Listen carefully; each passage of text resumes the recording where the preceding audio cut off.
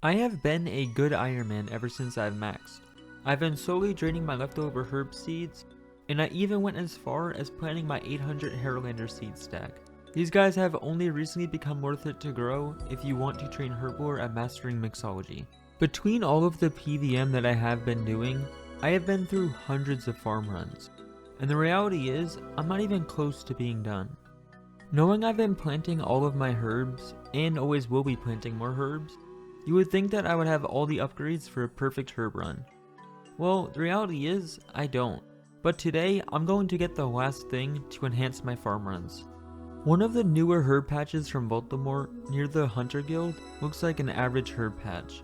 However, it is possible to actually make this herb patch disease-free, ensuring that you'll never have a dead herb there. After seeing many herbs die here, I am finally ready to start the Coliseum to make the patch disease-free. The Coliseum is like a mini inferno. It's challenging. However, it's significantly faster, which means it's a lot quicker to learn. There are only 12 waves, and after completing the entire thing, you get a quiver, which is a new best in slot range cape, over the Vorkath backpack. However, the quiver is not the only reward you can get. Throughout the waves, you get something called Glory, which has unlocks before the quiver. Because I currently do not want to spend a lot of time in the Coliseum, my only goal at the moment is to get 16,000 Glory and come back here later on. The Coliseum has different modifiers on each wave to add extra mechanics to make it harder. Different modifiers reward different amounts of Glory. Realistically, 16,000 Glory really isn't that much, so I am just going to be playing it safe and taking the easy modifiers. I didn't really spend any time watching guides, so I'm just kind of learning things as I go. My wave 1 was atrocious, but knowing how quickly I can get back into here and recomplete it, there's no reason for me not to just chug brews to get further into the Coliseum and learn about more NPCs and mechanics. For example, right here, I killed the Fremies and forgot that NPCs spawn throughout the wave if it doesn't end fast enough. And I just barely turned on my prayer. Wave 2, I was a little more prepared since I had an idea of what to expect now. I also added a tick counter to my screen because apparently it is best to move tiles exactly 5 ticks after starting a wave, and who better to count to 5 ticks than a plugin. There are 3 Fremenics on every wave, 1 of each combat style. I spent wave 2 trying to color code them so that I can attack them properly for future waves. At this stage, once the Fremenics are dead, the rest of the wave a lot of the time is just going to be praying one thing and using the pillar to block the other. That being said, it is important to note that new NPCs will spawn in the middle of each wave and be ready for them. The Javelin guy is very straightforward. If we just simply pray range, we'll have no issues, as long as we're paying attention to his special, where he will throw a javelin in the air and we simply move off the tile we were on.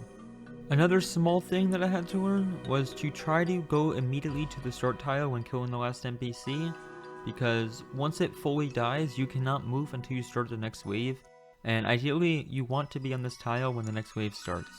Starting wave 4, I realized I brought an excessive amount of restores versus brews, so I just kind of lazily did the wave and forgot to pray mage against a major, so I had to reset. Just to get a rough idea as to how Glory works, we died on wave 4 and got 2.7k Glory, which gave us access to the bank here. Each run starts fresh from 0 Glory, so the goal is to get to 16,000 in one run. Next attempt, I made it to wave 4 and my inventory was looking a lot more comfortable. I had a lucky enough spawn to where I just stayed on one side of the pillar and everything was trapped, and I just had to kill them one by one. Because there are so few Coliseum waves, and also combined with the fact that I only need 16,000 Glory for my current goal, RNG wise, I should be able to eventually get enough free waves like this to get to my herb patch, despite not even knowing that much about it. The last thing that I had to learn how to kill mechanically was the manticores, which, when they are the only thing attacking you, isn't really an issue if you can do basic PVM. They shoot one ball of each style back 3 back, similar to how Serb ghosts attack you.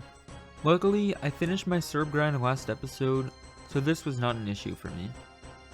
That is, until the next wave, where I accidentally panicked on the spawns and I got owned by tanking a Major and Manticore, along with the Fremenics. This just did not end well. I had the right idea by camping Prey Mage until the Manticore attacked while moving from the Fremenix, but I mean, overall, it was just way too much.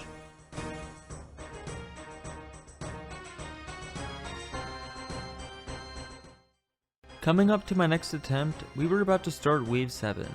I have absolutely no food or brews left, but maybe if we get a lucky spawn, we can do this.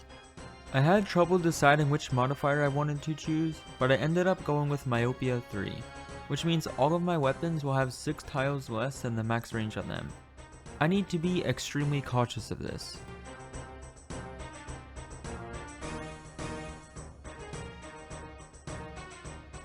Theoretically speaking, I did get an easy spawn and I can camp this side of the pillar.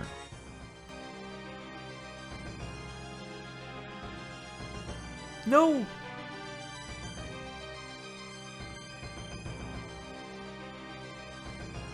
I got extremely lucky that I did not die there.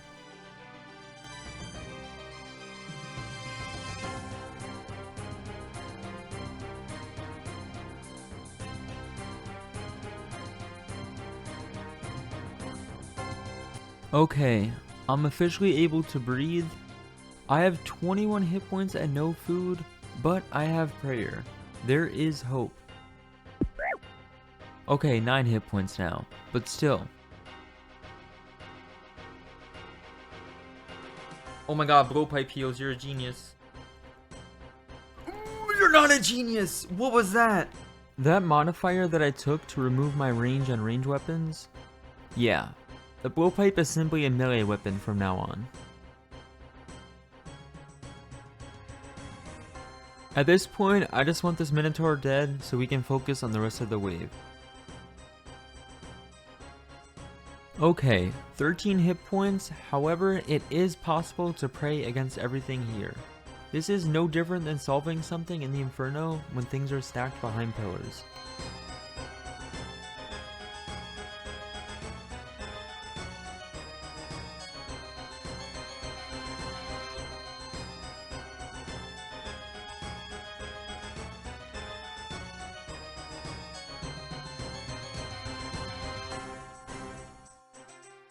Oh, I forgot all about him throwing the javelin.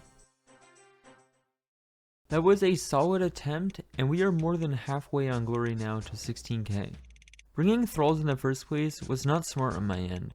Since I'm a beginner here, I should have been using Blood Barrage to heal up whenever I get the chance. So this next attempt, we are going to bring Blood Barrage and heal when there's one NPC left. That should save us some brews. I also banked most of my melee gear, since besides killing the Fremenix, I could just range everything. Barraging the melee Fremenix gives me a guaranteed max hit, so using him to Blood Barrage heal me in the middle of a wave is extremely good. I'm on wave 7 now with a lot more food left over, and I have an easy and free spawn. Remember how the Manticore hit us with all 3 styles? If it doesn't see you in the beginning of the wave, it takes 10 ticks to charge the first time it hits you. So when we have a setup like this where it is not charged, we can simply just run to another pillar to split the stack and not have to worry about flicking. Once at this side of this pillar, we simply just kill each NPC one by one again. After killing both the ranger and major one by one, I drag the Manticore back to the other pillar just so that I could be closer to the start tile once it's dead. With wave 7 being free, it was now time to enter a new PB wave, wave 8. This is apparently one of the hardest waves. We will have 2 rangers, 1 manticore, and 1 major. Hopefully I will get lucky on the spawns. After seeing how the last time I took Myopia 3 went, I'm just simply not going to choose that right now. I had a harder spawn this time around, but I simply went to this side of the pillar and was only tanking 2 rangers. Theoretically speaking, you would think this is a pretty easy solve, and minus running into the javelins falling from the sky, I thought the exact same. However, I completely forgot that something will spawn in the middle of the wave.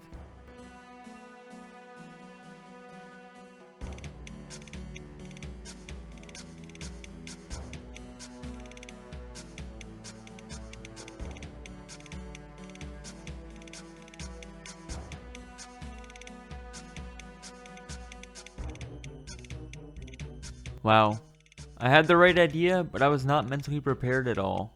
And the only reason I died right there is because I ran out of prayer points. Definitely not something I expected. That run, I got 12,000 glory. It is a very likely chance that if I just completed that one wave, I would have had 16,000. Next attempt, my wave 8 was much safer.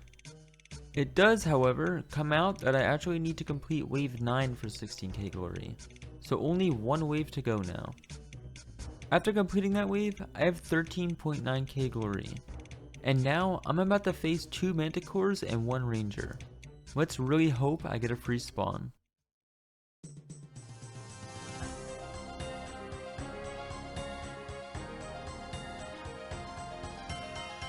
Blood Barrage autocast was turned off, and killing Fremies while tanking a manticore is not good for me.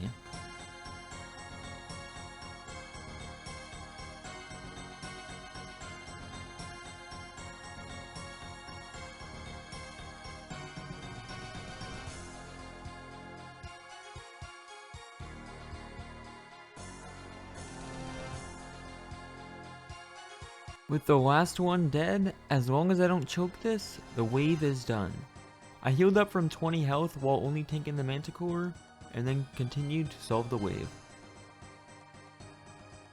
After this minotaur is dead, all I have to do is run to a different pillar like I did earlier to fix the placement of the last 2, and I am good to go. Getting to wave 10 from scratch took me about 3 hours, and honestly I had a lot of fun during this grind. It's just this reality that the quiver is a very minimal upgrade for me at the moment, because it doesn't really give me new max hits until I get a T-bow. So for now, I'm going to enjoy my disease-free herb patch and move on. 17,000 glory and 1.7 mil in loot. Honestly not bad.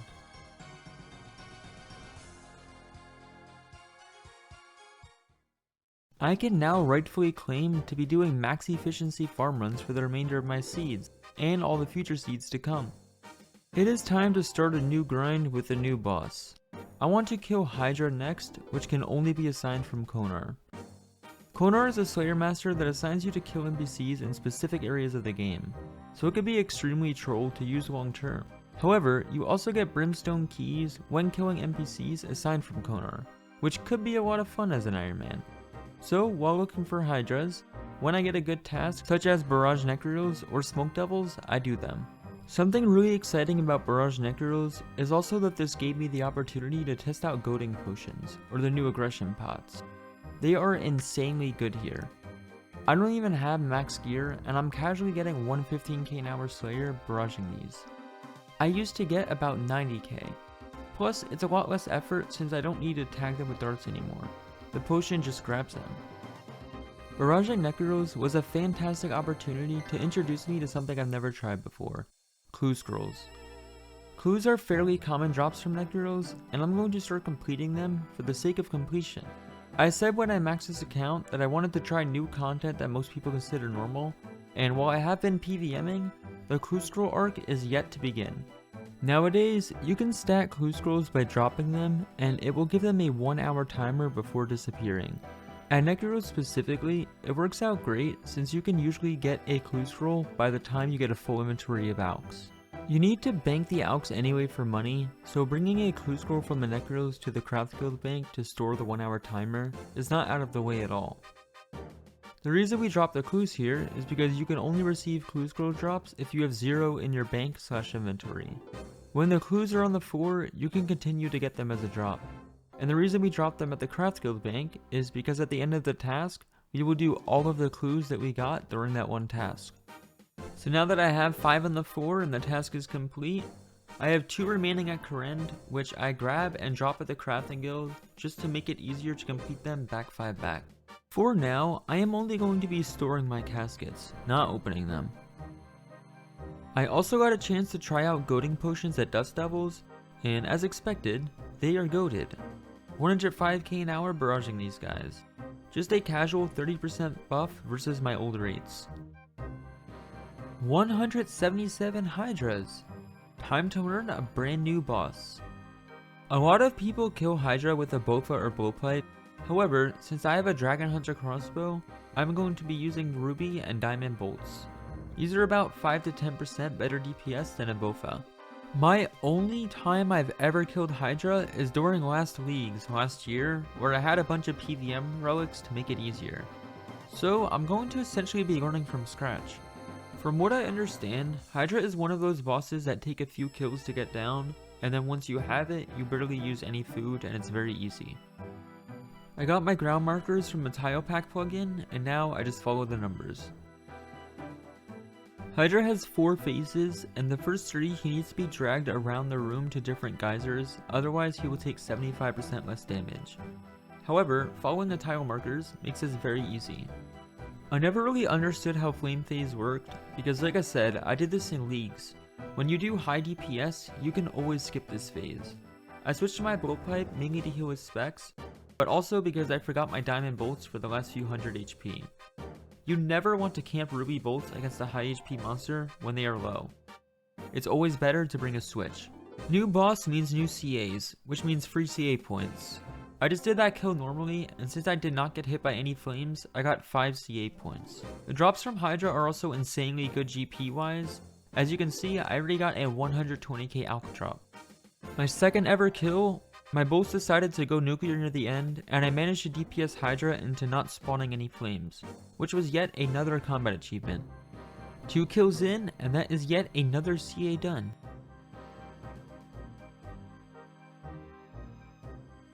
The good thing about all of these extra CA points is I never have to worry about losing my elite tier when they add new CAs. When they do add new CAs, they raise the points needed for each tier. There are 2 drops that we want from Hydra before we complete it. The Hydra Claw, which is 1 in 1001. This could be used to make a Dragon Hunter Lance, which is best in slot against a lot of dragons. And the Hydra Leather, which is a drop rate of 1 in 514. This leather can be used to make the best in slot melee gloves, Ferocious Gloves.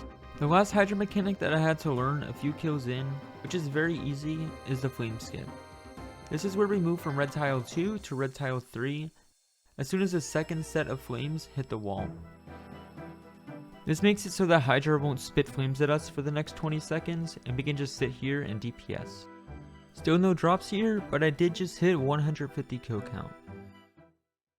I finished the Hydra task with nothing to my name, and took a quick break to do Vorkath. I was using my max cape at Hydra for the +4 prayer bonus, however, it did not have the effect of Vorkath's head. Vorkath's head will save me more ammo versus an Ava's accumulator, or the range cape perk, which was on my max cape. In order to save myself more ammo, I need to use a second Vorkath head on my max cape. So I geared up for Vorkath with the mindset of doing a few CAs for fun while I go for it. I have ranged and void, so I geared up with maximum amount of brews to try to kill 10 Vorkaths in one trip. 2 kills in, I'm just chugging brews between kills and then repotting. Kill number 4, I decided to drop a nuclear bomb on Vorkath. I mean, every single one of my bolts just straight up hit him. That kill was 54 seconds long, which was exactly on point for the Grandmaster speedrunning time. Another CA out of the way. Kill number 6, yet another CA done, dodging the dragon. Exactly 0 brews left and 37 hit points, but the 10 kill trip has been complete. I also got Vorkath's head at some point during this, I have no idea when though. The last 2 CAs I have at this boss now are to kill Vorkath 50 times and kill Vorkath 100 times. I'll come back later. Now we can finally return to Hydra. 238 KC, I got a new item, Hydra's Fang. This is unfortunately useless, it's piece 1 of 3 to make a brimstone ring, which I have no use for. Hydra's Heart on kill number 254, piece 2 out of 3 to make the ring, still nothing good. Kill number 352, Hydra's Tail. Another unique, but unfortunately not useful at all. It's an add-on for a bone necklace from Vorkath, which I don't even have.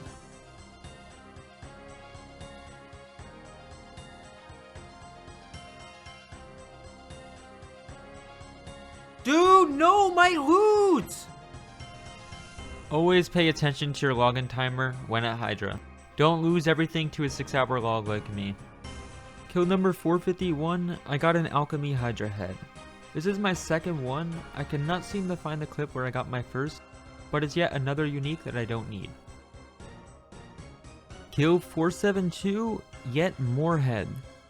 We're also now coming up to complete my second task. My first time ever spending my time specifically going for clue scrolls. To start off, I'm going to be grinding easies. These are pretty quick to get. You can just pickpocket them from hand members at a 1 in 50 chance, which is roughly 1 clue scroll per minute. Similar to the Necros of dropping the hard clues once you get them, you can just drop an easy and it will have a 1 hour timer. This is the best way to stack them.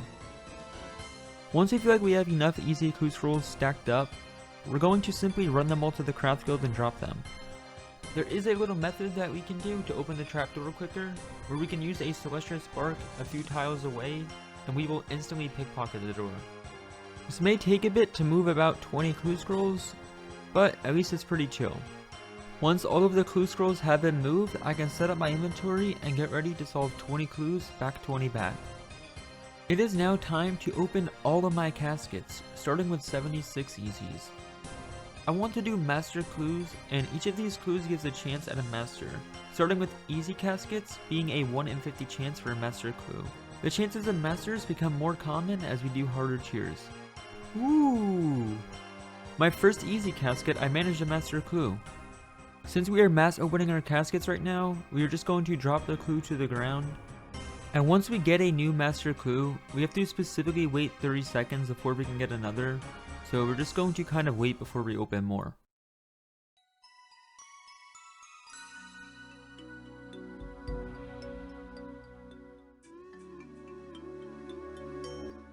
A ham joint? That is best in slot at TOB, so maybe your account will be TOB ready soon. I am extremely bad at bank organization, so I'm trying my best not to put too much garbage in my bank. And while opening these, I will slowly fill my POH bank that the UIM store everything in. I got a few god pages already, which is really good, because I'm going to need these to solve future clue scroll steps.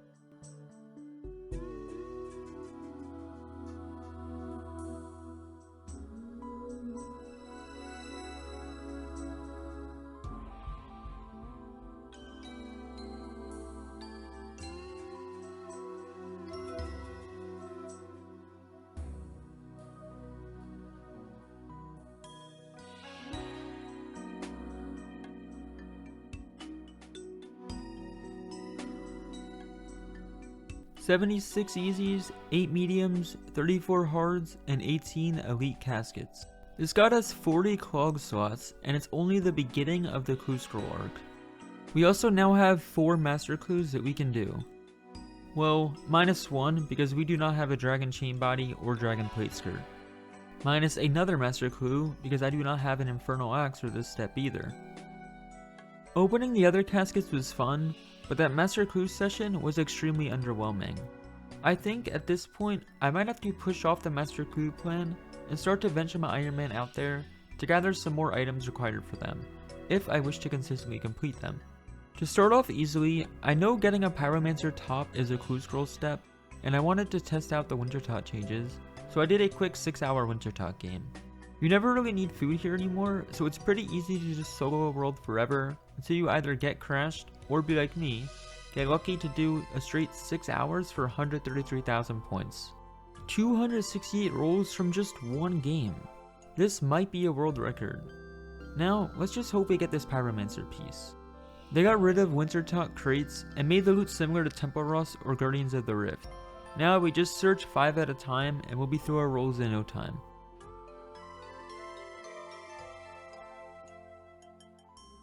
And I just did a 6-hour Wintertodt game for no Pyromancer pieces.